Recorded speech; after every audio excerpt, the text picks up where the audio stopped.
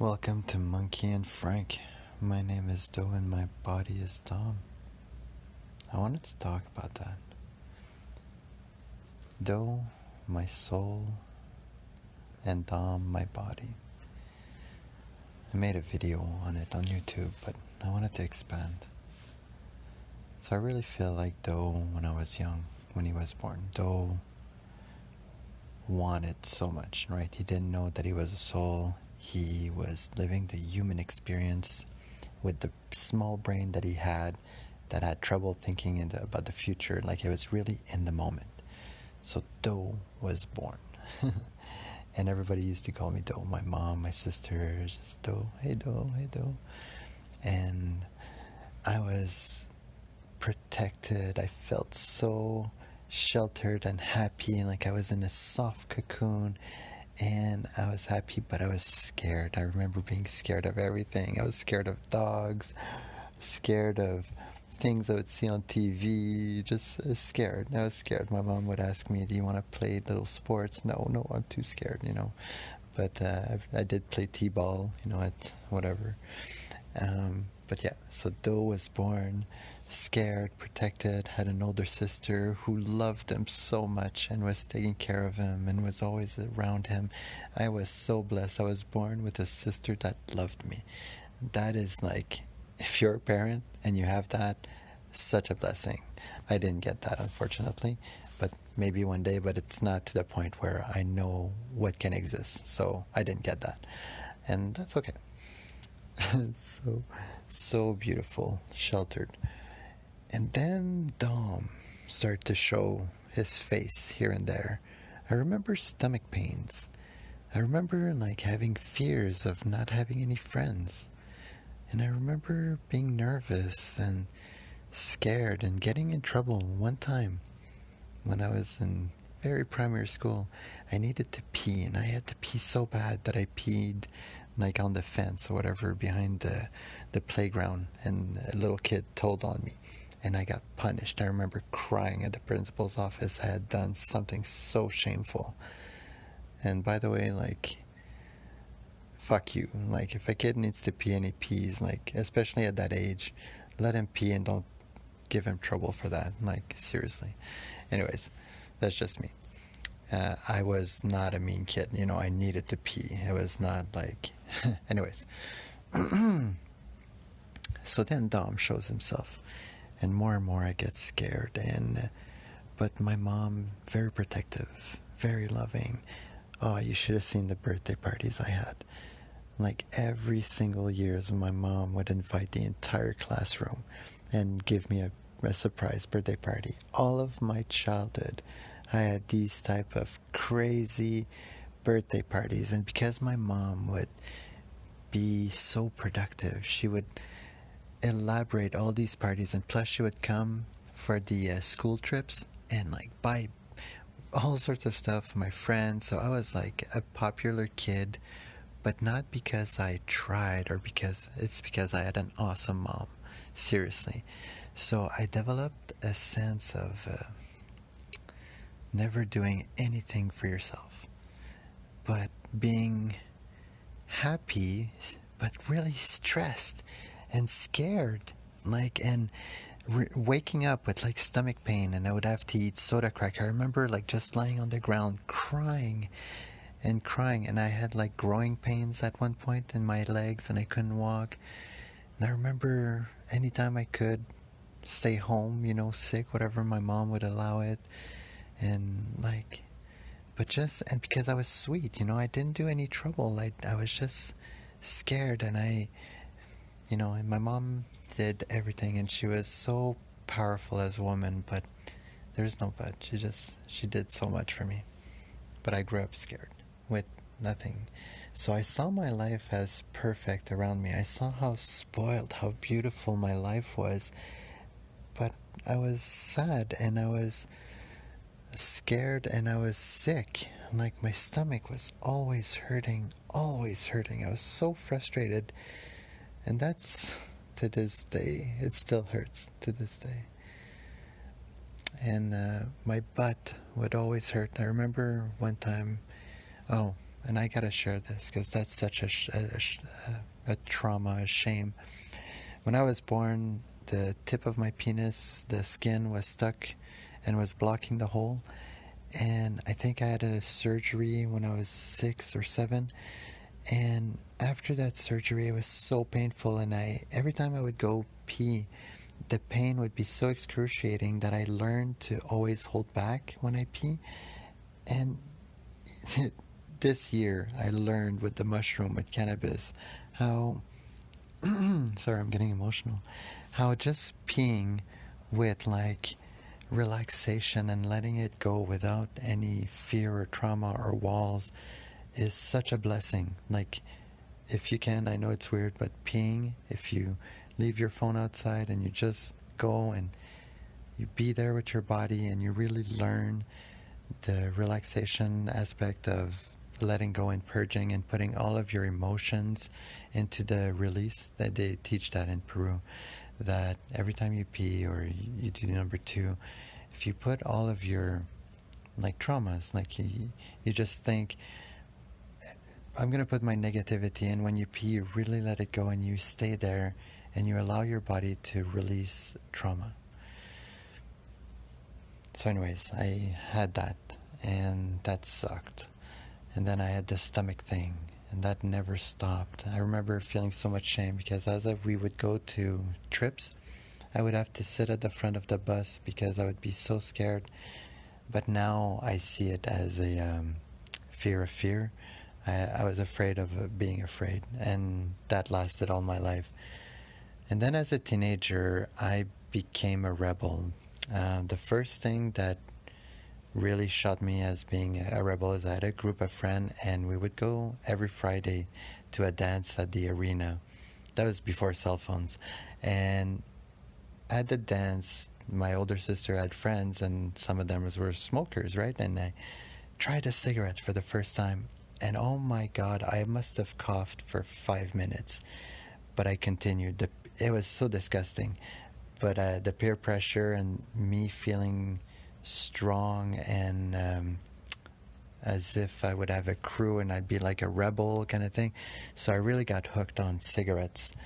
And I remember my mom catching me, but because they were such smokers, they caught me at around 16. My mom said to me, it's like, fine, you can smoke cigarettes, but never smoke weed. And I was like, okay, fine. And my mom started buying me my cigarettes because she had cigarettes too, right? So I would go to the course, like it was back in the day where I could go to the corner store and say, my mom wants cigarettes. And I would buy cigarettes for my mom and come back and I would buy some for myself. And now I had a connection with my dad. That's one thing, like cigarettes. My dad was never really around because he was such a workaholic. Like he was such a calm, happy soul that would just work all the time. And if he was not working, he would be in front of the television falling asleep. And that was his life. And that is like he's, still his life now. That's him. And there's nothing wrong with that. It's just when I started smoking, I remember feeling like I had something with my dad because when we would go to an arena or whatever, we would have to go outside to smoke, and I would go with my dad and have conversation. So I really started to bond. But cigarette was something that I did for kind of slow killing myself. I was always unhappy and depressed, and now I was angry. As a teenager, I really, really started to be angry because I was a skinny person. I didn't realize that not working out was killing me. Like, seriously. Because I was skinny, I thought, no problem, like I'm good. If you're skinny out there, like doing a sweat every day is so necessary. And even to this day, I'm 38 years old and I'm saying it to you, and I don't do it myself, and I need to do it a lot more often, obviously. And I've been working out, but not to a sweat. Like I still get scared, and I will talk about this. But now I'm a teenager and I smoke cigarettes, and I'm really starting to become suicidal to a certain extent. Like my thoughts are really, really dark, and I've never really done anything for myself. School is easy. I don't give a like. I just want to be with my friends and smoke cigarettes. I don't care about class. I'm always talking to others, but it's easy to cheat and it's easy to learn. Like I could study all night, pass the test, and then forget it. Like I remember just knowing that after the test is done, this was stupid. Like, why am I here? I did that the entire high school, but I had so many friends, and I was like the king of high school because as soon as I got to high school, my sister was the next year, and then I had cousin the next year, I had cousin the next year. Like I knew everybody in school. It was so cool, but I was stressed, full of anxiety, scared. I would not take a lot of risk. Uh, we would be just a group of friends that would walk around and smoke cigarettes and talk and listen to like movie like Half Bakes. And then when 16 turned and I started smoking weed, then my mom really started to get disappointed in me, and I started to get angry at her for her disappointment. I was a good kid, and like I did everything right. And I did everything right. It felt like I never stepped out of line. I never did any trouble. I never went against the side of the law. I did everything. And now I was angry, and the weed was, in hindsight, just a mirror of like what was going on inside of me. I was not dealing with my problems. I never learned to fight. I never learned to fend for myself. I was just a broken shell of a man. It was like all of an illusion. I had charisma. I knew how to get around. I knew how to cheat. I knew how to talk myself out of trouble. But I was broken. I was so sad. And I remember having thoughts at night, like just being in my bed and wishing that I would turn into a gargoyle. For like hours, I would just stay in the dark and think like, oh, I just want to be something else. I want to fly away. And now that I'm thinking back, it's like I was turning to the darkness for strength. And then for a while, I wanted to be a vampire. I was afraid to die. I wanted to live forever. I didn't care. I would have survived. Like, I would put myself in the shoes of animals. Like, I would think of like what it would be like to be in a cow in a farm, because I worked at the farm, right?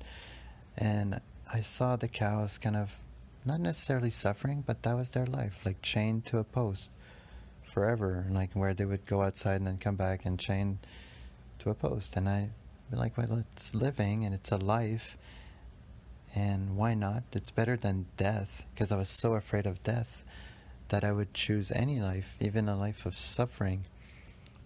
And such a paradox, because that type of mentality really was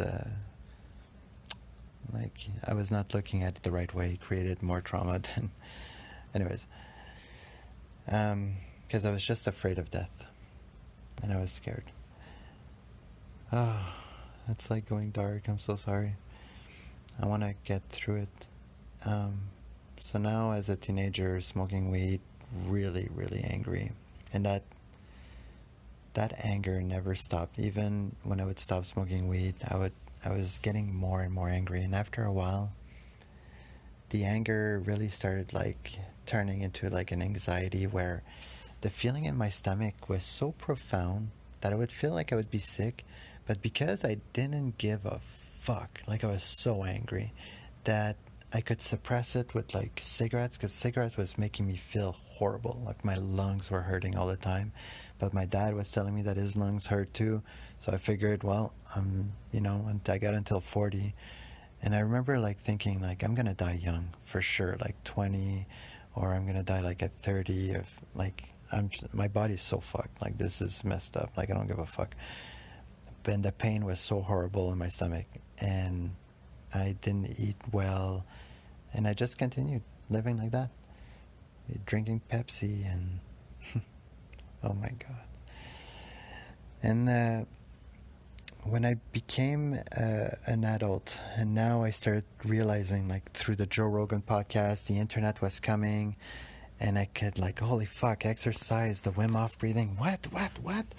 Now I was starting to panic a little bit, like, holy shit, I'm so unhealthy, and I can't quit cigarettes, it's so addictive. So now I had like this trauma building thing where I had panic attacks, like anxiety about the cigarettes and my unhealthiness. So I was trying to change my life, but now for 20 years I trained my mind to suck at the body.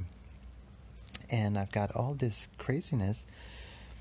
I learned as well at around that age that my mom is not pissed off that I smoke weed. My mom was pissed off that I got angry when I started smoking weed because she didn't, like, I didn't approach it the right way. I didn't go to her and say, it's all good, Mom. I just love the high and everything's all good. Because when I started doing that at 20, after I was out of college and I had a job and I didn't care about what she thought, and I would go and see her and just love her and be happy, and Mom, come on, like, I'm the same person. Like, I'm an adult now. And I remember seeing it into her, like, oh, I could have done that at such a young age. Like, I could have been better if I would have just gotten over myself. I was so angry that I felt like she broke me, like her anger, her way of being made me all anxious. And I thought that my stomach pains, hey, you know what? Maybe she had a part to play. Of course she had a part to play, but I am to blame. I am to blame for everything. Spirituality teaches you that, and it is important, and it makes sense. This is all my illusion. I chose to get traumatized instead of choosing to say no, whatever. And it was just meant to be as well. I believe that my story is what God wants to see. It's His movie. And so I realized that, at 20, but still now I'm afraid. My body is... if I would work out, like even if I would go on a treadmill for like 10 minutes at a fast pace, I would vomit. I would vomit. At one point, I tried, like I got a membership to the gym and I went to the personal trainer. I got 7 courses. I swear to God, like I puked 2 times. I felt so much shame. I'm an adult, like a beautiful, not like, I felt like I was more than average because of my life, but I knew my body was shit, and it was so shameful. Anyways, let's continue. Don't say anyways, man. You can do it, Dom. Go through it. It's okay. You're safe. You got this. So now, body is shit. I'm really much scared. Everything's afraid. And just to say it, like, I think you've got the idea. That was my life. The Wim Hof breathing saved my life. That was in the previous episode. Thank you, because that made me start doing jiu-jitsu, which made me feel humble at the idea that my body is not strong and was getting, like, it's insane. If you don't have a good body, don't do jiu-jitsu. Like, get your body in order first. I did the contrary. And then I stopped jiu-jitsu, and because of COVID, right? And Peru. And now my body's fucking awesome. I've been working at it hard. I've got a long way to go. But you can change it. Like, it was messed up. Growing up, full of cigarettes around me. Never gotten breastfed, so I never got colostrum. I swear to God, my stomach, my intestine, my microbiome is geared for sugar, and I don't know if I'll ever be able to change that. I hope I can. Ayahuasca, I'm coming for you. We're gonna do it one more time. We're gonna clear that shit up, and we're gonna stay on this plant diet. And I'm gonna eat meat. I love meat, but I'm gonna go spiritual about it. It's gonna be amazing. We're gonna have this ancestor support thing. But yeah, you can turn this shit around. Like, seriously, I had the worst body, and I've got a good body. I can see it from looking at my other people that are very healthy. Like, I'm on par. So the body can be healed through spirituality. I ask Mother every day that, trust you, if I'm gonna die tomorrow, you kill me the way you want to kill me. I am gonna work towards the body. So if you feel compelled to, and she's been doing it. So, Mother, if you feel compelled to, I know I'm learning a lot of lessons from this paradox with my child and this anger, and maybe I've got more to go through, but I don't want to, please, Mother, I got scared not too long ago. I don't want to lose my daughter and then have so much shame for not having been there for her feelings. I do not understand her crying, and it really gets on my nerve, and I want this getting out of my nerve thing to switch. Please, I love you with all my heart. You got this, Dom. You got this, Doe. We are awake. We're going to continue talking about this. We're going to continue integrating our life. Oh, that's amazing. That felt good. Let's talk about silent mind. I've been meaning to talk to you guys so much about that. How to silence your mind fully. Now, I really believe that my mind is silent, and I have to explain what it feels like. When I close my eyes, it's quiet. There's no inner monologue. All I see is gold, and when I allow it, it takes like a second or two, my entire peripheral expands, and then it feels like I've got no more head, and I'm comfortable here. I could stay here all day without any resistance, and that's what they call like meditation or whatever, what they want to achieve. But this state, to get here, I didn't get here through meditation, and I didn't even get here through mushroom. Well, no, that's not true. Mushroom and cannabis really helped, but I got here through the Wim Hof breathing and through the feeling of the third eye and the feeling of the heart. And everybody can feel that, and everybody can do the Wim Hof breathing. I really believe that anybody can achieve the full onset of being able to meditate all day and really feels good. Like, they call it the Tao, and when I listen to the Bhagavad Gita, it's that. Like, I am here. I am awake, or whatever, this meditation thing. And all of you guys can get here easily. Well, I'm thinking. Wim Hof breathing, well, Wim Hof talks about it all the time. I'm sure Wim Hof is awake. A lot of people are, to tell you the truth. And this feeling awake, is just when you close your eyes and you're with God or the Tao or yourself fully, it's such a bliss. And it's one of the reason why God and Mother is putting me in this space, is because I can't get around it. Children takes me out of this Tao, like where I just want to close my eyes. And if I wouldn't have, that the paradox is so huge. And I love my children. I wouldn't want it any other way, but it's the only thing that can get me out of the Tao. If I wouldn't have children, I swear to God, I would be a monk, straight up. It's too easy. It's too fun being with the Tao. To get there, I wanted to talk. The Wim Hof breathing is the act of being really aware of your body during your breath. So when you take a deep breath and he says, fully in, it means take a deep breath and stay at the top. And when you're at the top, you can't help but be in a soup of feeling of your body, because your body is expanded fully. You've got air everywhere. So when you take a deep breath, imagine the air going all the way down to your toes, to your fingertips, everywhere. You're going to feel your body 100%. And while you're at the top, just look at your third eye. Close your eyes and just look in the center of your head, between your eyes, and just stare there as if there's an object. And that object, really name it, see it as something, okay? It's not just you closing your eyes and your eyes not seeing anything. No, you're looking at something. So take a deep breath in, stay at the top, close your eyes and look at that spot, and then let go. Take a full breath in, stay at the top, and look at that spot again. And the more you're able to look at that spot inside your mind, which is a place, and that place is where you're feeling, where life, where everything lives, even your heart. And we're going to get there. If you can learn to just look at that, let's say that's your homework for the next couple of weeks. You take deep breaths in, look at that spot, stay at the top, make sure you're aware of your entire body, nothing else, let go.